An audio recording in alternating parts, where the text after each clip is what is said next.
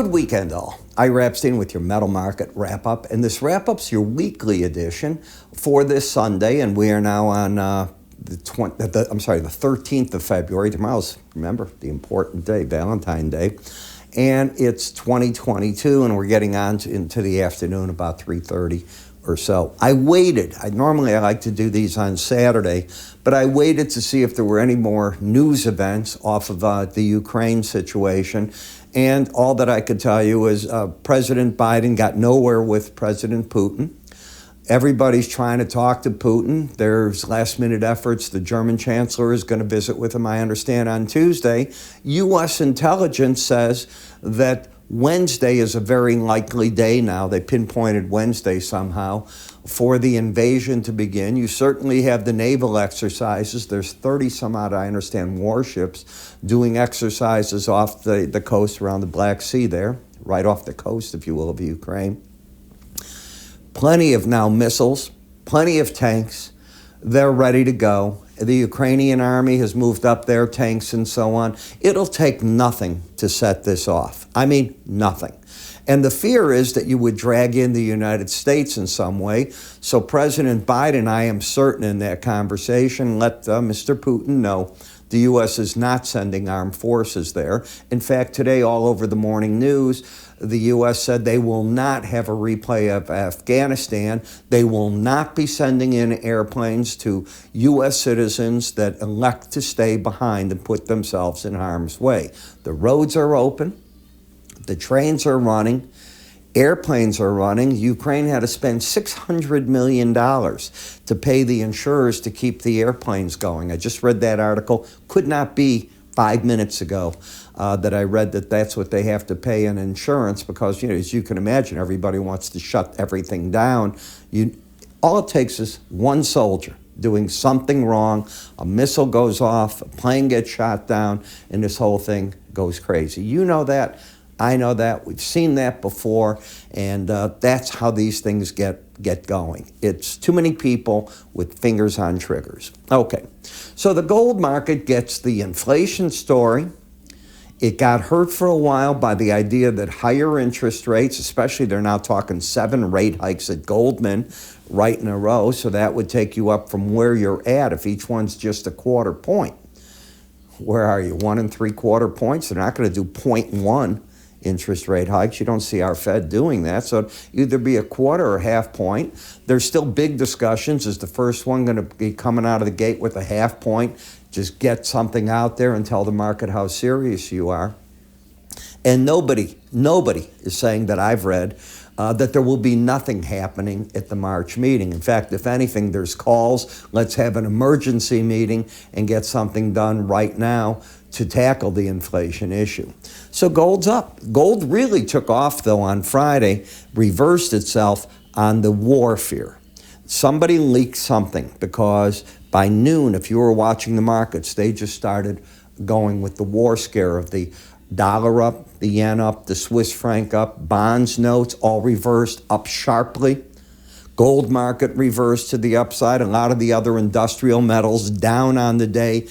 Grain market off to the races big time, because especially wheat. That's the crop that's in danger if there's an invasion out of the Black Sea. Does the Ukraine lose its ability to export its wheat along with Russia from some of the ports that are there? Don't know.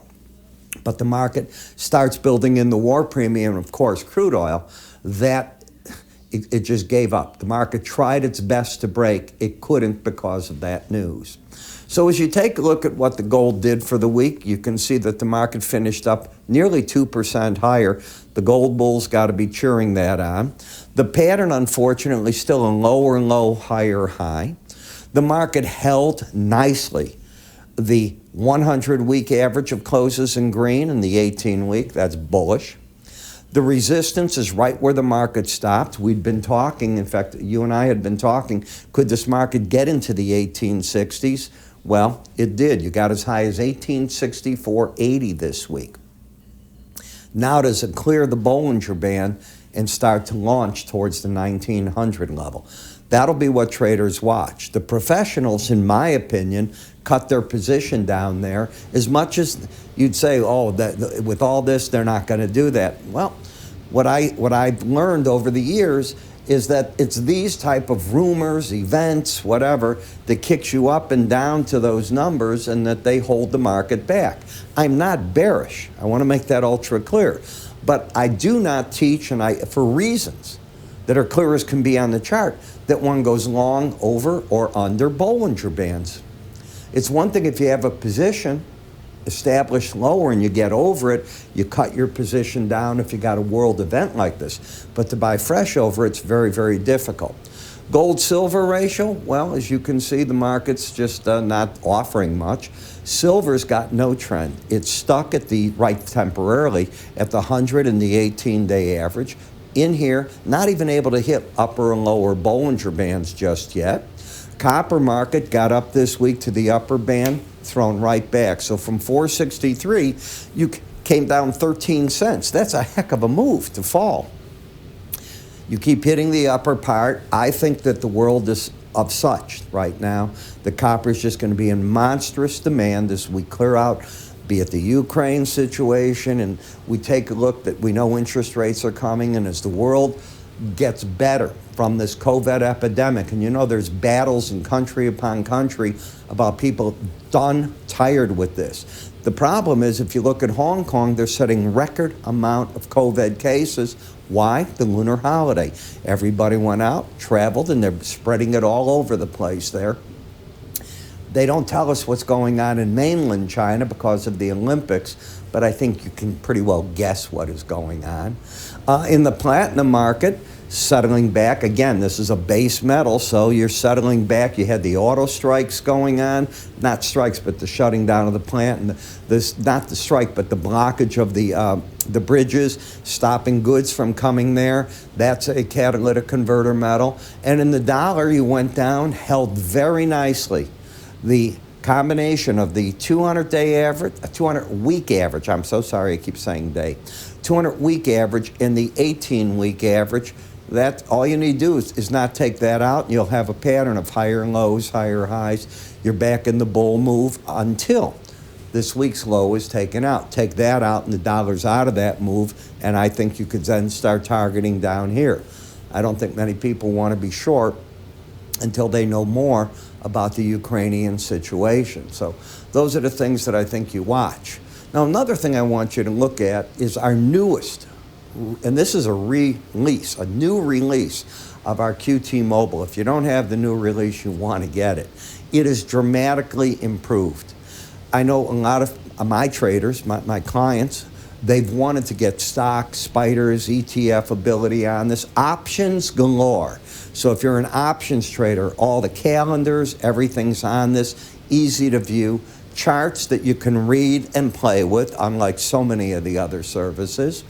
My videos, they're all here.